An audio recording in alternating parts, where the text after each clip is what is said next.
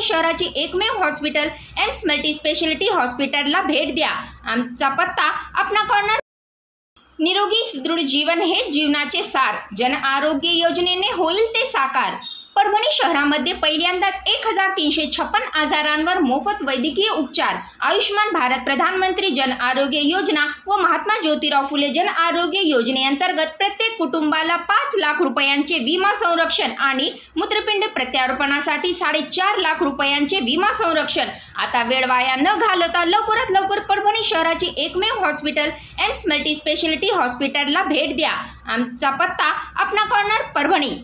संपर्कासाठी mobile number 9067932903 किंवा 7776835686। नमस्कार, मी अयारा। आपण पाहता 24/7 माझा महाराष्ट्र न्यूज परभणी। अंगणवाडी कर्मचाऱ्यांच्या प्रलंबित असलेल्या विविध मागण्याकडे लक्ष वेधण्यासाठी मंगळवार 8 जुलै रोजी जिल्हाधिकारी कार्यालय व नवीन जिल्हा परिषद इमारतीसमोर मोर्चा काढत धरणे आंदोलन करण्यात आले। अंगणवाडी सेविकांच्या मागण्यासाठी वेळोवेळी मोर्चा आंदोलन निवेदन देण्यात येतात, पण प्रशासन या बाबींवर दुर्लक्ष करत आहे। आंदोलनकर्त्यांनी प्रशासनाला अंगणवाडी कर्मचारी ग्रॅज्युएटी मिळण्यास पात्र असून राज्य शासनाने त्यांची अंमलबजावणी केली नाही, तसेच सेवानिवृत्तीनंतरची पेन्शन, मासिक मानधनात वाढ, प्रोत्साहन भत्ता व इतर मागण्याकडे प्रशासनाचे लक्ष वेधण्यासाठी मंगळवारी मोर्चा काढून धरणे आंदोलन करत प्रशासनाला निवेदन देण्यात आले। यावेळी अंगणवाडी सेविका मोठ्या संख्येने उपस्थित होत्या। मोबाईल आता बघा कोणत्या ठिकाणी आता आपण 4G चालू आहे, 4G चालू आहे, 5G चालू आहे, आता 5G मोबाईल गेला 2G का 3G पहिला 1G होता वाटतं का 2G आता हे अरे 4G चलन ना 5G चालू आहे बघा, फाट चालतंय। तर आता हे मोबाईल आते झंडा लेके लकड़ी लेके झंडा लेके बोल मेरी बहना, बोल मेरी बहना, बोल मेरी बहना, अजब से बोल। लकड़ी लेके झंडा लेके लकड़ी लेके झंडा लेके बोल मेरी बहना।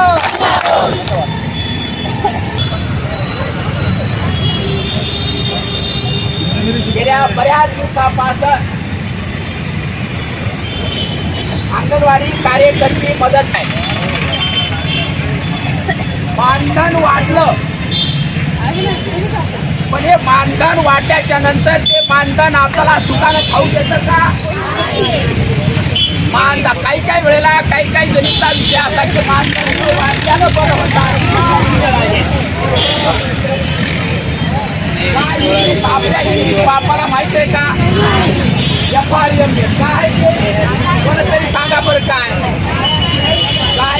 त्रास होतोय, काय नाही हे आपल्याला माहित आहे। मानधन वाढलं थोडं, काम किती कठीण वाढले, 10 पटीनं काम वाढले। बर काम वाढलं तर वाढलं, मानधन यांनी वाढवलं त्या सरकारचं प्रथमतः अभिनंदन। मानधन बिचाऱ्यांनी वाढवलं। ही मागणी होती किती 5,000ची, 5,000 रुपये मानधन त्यांनी वाढवलं। 3,000 रुपये देऊन केले, 2,000 रुपये महागाई केली। त्याबद्दल आपला लढा चालू आहे, पुन्हा बोलतील वक्ते त्याबद्दल। पण हे 3,000 रुपये मिळाले, पण या 3,000मध्ये एवढं काम त्या कामाला गणताच नाही। आता बघा तुम्हाला ते फोटो फ्रॅक्चर करायचे। आज या ठिकाणी महाराष्ट्रातील अंगणवाडी कर्मचारी, सहकारी सर्व अंगणवाडी कर्मचारी यांचा आज परभणी जिल्हा परिषद व परभणी जिल्हाधिकारी कार्यालयावर भव्य दिव्य असा मोर्चा आम्ही आयोजित केलेला आहे। अंगणवाडी कर्मचाऱ्यांना FRBचे काम, शाळेचा वेळ, अंगणवाडीचा वेळ यामध्ये खूप तफावत आहे, म्हणून आज हा भव्य दिव्य आज मोर्चा आम्ही आज जिल्हाधिकारी कार्यालयावर आणलेला आहे। या मोर्चाच्या अनुषंगाने सर्व आमचं शिष्टमंडळ सविस्तर माननीय कलेक्टर साहेबांना या ठिकाणी आम्ही निवेदन दिलेलं आहे। कलेक्टर साहेबांनी यथोचित अशी आमच्यात सविस्तर चर्चा केली आणि या चर्चेनंतर कलेक्टर साहेबांनी सविस्तर असं मार्गदर्शन करून यामध्ये तोडगा पण काढलेला आहे। एवढंच या ठिकाणी आजच्या अनुषंगाने सांगू इच्छितो। मदतनीस महासंघाच्या वतीनं परभणी जिल्हा शाखेचा असा भव्य मोर्चा आज या ठिकाणी आम्ही काढला। त्याच्यामध्ये प्रमुख मागणी होती की THR वाटप करताना FRS म्हणजे चेहरा कॅप्चर करूनच तो THR वाटप करायचा आहे। तो चेहरा त्याच्यामध्ये कॅप्चर होत नाही, मोबाईलचा रॅम कमी आहे आणि OTP त्या पालकाचा घ्यावा लागतो। आता आपण जर फोन उघडला तर आपल्याला अमिताभ बच्चन काय सांगतात, कुणाचाही फोन आला आणि कुणी OTP मागितला तर देऊ नका। तर इकडे शासन काय म्हणतंय THR देताना की तुम्ही OTP घेतल्याशिवाय तो THR देऊ नका।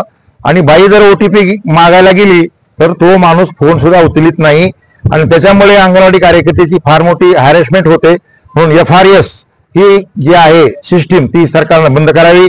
अंगणवाडी कार्यकर्त्याला जे मानधन वाढविले त्याच्याबरोबर अंगणवाडीचा वेळ वाढविला तर जो वेळ वाढविलेला आहे 2 तास तो वेळ सुद्धा कमी करून पूर्वी प्रमाणात वेळ द्यावा। त्यांना कायमस्वरूपी कर्मचाऱ्याचा दर्जा दिला पाहिजे। त्यांना पेन्शन आणि ग्रॅच्युटी हे देण्याचं सरकारनं आश्वासन दिलेलं आहे, पण त्याची फाईल अजून आजीदादाच्या चेंबरवरच आहे।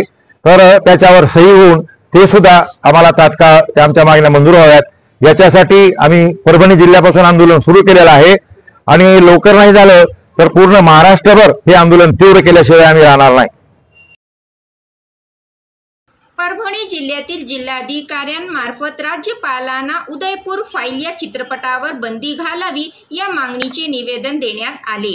हा निवेदन देताना ॲडव्होकेट विनोद अंभोरे, ॲडव्होकेट SU हसन, अरफात खान, शेख अखीफ, मोहम्मद आरिफ, विखार खान, मुस्तफा खान, अन्सारी अब्दुल रहमान, शेख शब्बीर यांनी या निवेदनाद्वारे मागणी केली आहे की उदयपूर फाईल हा चित्रपट कुठल्याही साक्ष्यांवर आधारित नसून केवळ कथित घटनांवर आधारित आहे। पूर्वग्रह दूषित आणि एकतर्फी चित्रपटामुळे धार्मिक सलोखा, राष्ट्रीय एकात्मता धोक्यात येण्याची शक्यता आहे। ही बाब लक्षात घेऊन उदयपूर फाईल या चित्रपटावर बंदी घालावी व चित्रपट निर्मात्याविरुद्ध गुन्हा दाखल करावा अशी मागणी निवेदनाद्वारे केली आहे। मैं एडवोकेट SU हसन, परभनी। आज हम कलेक्टर ऑफिस में इसलिए आए हुए हैं कि उदयपुर फाइल बोलकर एक पिक्चर है जिसमें मुसलमानों को बदनाम करने के लिए एक गैर ज़रूरी तरीके से एक ऐसे मुहिम चलाई जा रही है कि मुसलमानों को ज़्यादा से ज़्यादा बदनाम कहाँ से किया जाए। तो ये पिक्चर पूरी तरह से बैन होना चाहिए। और जैसा कि हम देखें कि जो मीडिया के जरिए या यूट्यूब के जरिए, फेसबुक के जरिए या किसी भी मीडिया के जरिए वो यूज़ की जा रही है कि मुसलमानों को बदनाम किस तरह से बदनाम किया जाए। तो इन पर सख्त से सख्त एक्शन होना चाहिए और कानून बनना चाहिए इसके खिलाफ। जैसा कि रिलीजन प्रोटेक्शन एक्ट एक कानून बनना चाहिए। और हम जैसा देखेंगे कि ये जो उदयपुर फाइल जो पिक्चर है, ये पिक्चर बनाने के लिए ये कौन फंडिंग कर रहा है इसकी पूरी से पूरी जानकारी लेना चाहिए। CBI इंक्वायरी बैठना चाहिए इस पे और इस पर सख्त कानून बनना चाहिए। और ये जो उदयपुर फाइल जो पिक्चर है ये देश का माहौल खराब करने के लिए बनाई गई है, ये जानबूझकर बनाई गई है। और इसमें कौन से पार्टी का इन्वॉल्वमेंट है ये जानकारी लेने के लिए CBI इंक्वायरी जरूर से जरूर बैठना चाहिए। और इस उदयपुर फाइल्स के बिना पर ये जो पिक्चर बनी है इस पे कुछ सेक्शन लागू होना चाहिए, जैसे कि 153A और 295 जो एक धर्म से दूसरे धर्म के बुनियाद पे बनाई जाती है, जिसमें मुसलमानों को या किसी भी समाज को बुरा बताया जाता है। तो इस तरीके के कानून उन पे लागू होना चाहिए और ये पूरी पिक्चर बंद होना चाहिए। यस करू सुरू। नमस्कार, मी ॲडव्होकेट विनोद आंबोरे। आज आम्ही सर्व बांधव उदयपूर फाइल्स जी नवीन पिक्चर रिलीज केला त्याच्या विरोधामध्ये माननीय कलेक्टर साहेबांना निवेदन देण्यासाठी आलो होतो की या पिक्चरमध्ये डायरेक्ट मुस्लिमांना टार्गेट केल्या जात आहे। भारत देशामध्ये कुठल्याही प्रकारे ज्या घटना घडल्या जात आहेत आणि पिक्चर काढून सुद्धा डायरेक्ट मुस्लिमांना या देशामध्ये टार्गेट केलं जात आहे, ज्याच्या माध्यमातून त्यांना सोपं जात आहे की हिंदू मुस्लिम झगडा लावणं ही या भारतातली शासनाची परंपराच आहे की पहिल्यापासून त्यांनी मुस्लिमांना टार्गेट करू या देशामध्ये हिंदू मुस्लिम झगडा लावण्याचा प्रयत्न केलेला आहे वेगवेगळ्या प्रकरणातून। आज जे उदयपूर फाईल्स हे जे पिक्चर आणलं आहे, या पिक्चरमध्ये त्यांनी अशा 2-3 घटना दाखवलेल्या आहेत की जो कन्हैया लाल जो टेलर आहे त्याची हत्या 2 मुस्लिम युवकांनी केली, परंतु कुराणची शिकवण आहे की हत्या करणं हे पाप आहे, मजलुमांचा साथ द्या ही कुराणची शिकवण आहे। आणि मुस्लिम बांधव हे त्या पद्धतीनं कुराणचं शिकवण हे आत्मसात करत असतात। कुठल्याही धर्मामध्ये आणि कुठल्याही समाजामध्ये काही व्यक्ती असतात, परंतु त्या व्यक्तीमुळं सगळं समाज आणि सर्व धर्म याला बदनाम करणं हे अत्यंत चुकीचं आहे। जर मुस्लिमांना जर एका आणि 2 व्यक्तीमुळं टार्गेट करून सर्व धार्मिक समाजाला जर बदनाम करत असताल तर हे जाणीवपूर्वक शासनाचं षडयंत्र आहे। याचा आमचा संपूर्ण देशामध्ये विरोध आहे आणि आज आम्ही माननीय राज्यपाल आणि शासनाकडे कलेक्टर मॅडमच्या माध्यमातून निवेदन दिलेलं आहे की हा जो पिक्चर आहे याच्यावर बॅन आलं पाहिजे, हा महाराष्ट्रात काय देशामध्ये कुठेही चालला नाही गेला पाहिजे आणि ह्याला जो फंड पुरवणारे लोक आहेत याला जे लोक डायरेक्शन देणार आहेत त्यांच्यावर सुद्धा गुन्हे दाखल झाले पाहिजे। धन्यवाद। आज हम उदयपुर फाइल्स पिक्चर के डबल से डबल कट करो, मैं ठीक चालू करूँ क्या? 27 कोटीची वसुली केल्याने अभियंता मुळे यांचा लोकश्रेयच्या वतीने सत्कार। परभणी शहरातील महावितरण कंपनी झोन क्रमांक 3 येथील कनिष्ठ अभियंता रवी मुळे यांना वरिष्ठ अधिकाऱ्यांकडून 33 कोटी रुपये वसुलीचे टार्गेट दिले होते।